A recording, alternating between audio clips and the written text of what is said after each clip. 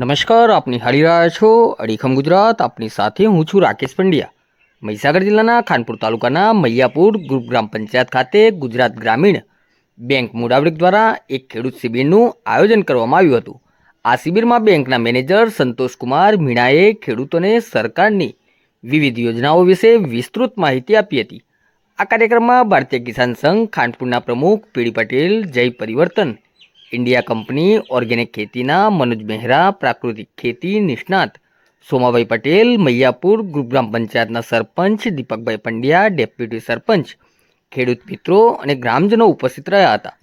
शिबिर में गुजरात ग्रामीण बैंकना मैनेजर संतोषकुमार मीणाए तेमना प्रासंगिक प्रवचन में सरकारलक्षी विविध प्रकारनी योजनाओं विषे खेडूतोने मार्गदर्शन पूरुं पाड्युं हतुं. जय परिवर्तन इंडिया कंपनीना मनोज मेहराए खेडूतोने ऑर्गेनिक खेती अपनावा विषे जानकारी आपी हती, ज्यारे प्राकृतिक खेती निष्णात सोमाभाई पटेले गाय आधारित प्राकृतिक खेती करवा माटे खेडूतोने आह्वान कर्युं हतुं. डिपोजिट माटे कई पूछवुं होय, बीजी बेंकनी कोई योजनाओ पूछवुं होय, होम लोन माटे कोई पूछवुं होय, लिमिटो दर माटे कोई पूछवुं होय तो अत्यारे साहेबने आपणा पासे टाइम छे. सरस मारो लोनનું એકાઉન્ટ છે એની જગ્યાએ સેવિંગ એકાઉન્ટ અને આધાર કાર્ડ ને લઈ અને જિલ્લા પંચાયત જવું. दीपक कुमार जगन्नाथ पंड्या, मैयापुर ग्रुप ग्राम पंचायत सरपंच है. बरोड़ा गुजरात ग्रामीण बैंक द्वारा एक खेडूत शिबिर राखवामां आवी हती मैयापुर पंचायत खाते. ए खेडूत शिबिर में घणा बधा खेडूतोए भाग लीधो. बैंक द्वारा विविध बैंकनी योजनाओं ने सरकारी योजनाओं जे केसीसी है, हेल्थ वीमो है, पछी एक्सिडेंटल वीमो है, एनी विस्तृत माहिती आपवामां आवी અને જે ખેડૂતોના પ્રશ્નો છે એ સાહેબ દ્વારા સાંભળી અને એને નિકાલ કરવાની પણ ખાતરી આપવામાં આવી.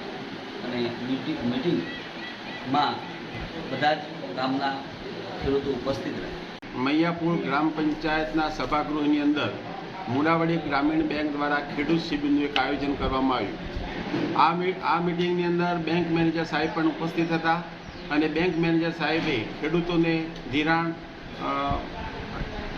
ધિરાણને લગતા પ્રશ્નોની પણ ચર્ચા કરવામાં આવી અને તેઓએ કોઈપણ જાતની મુશ્કેલી હોય તો તેનું તાત્કાલિક નિરાકરણ કરી અને ખેડૂતોને સમયસર નાણાં મળી રહે, ધિરાણ પેડઅપ થાય એની પણ વ્યવસ્થા કરવામાં આવી. ખેડૂતોને લગતા પ્રશ્નોની ચર્ચા પણ કરી અને એમણે સંતોષકારક જવાબ પણ આપ્યો.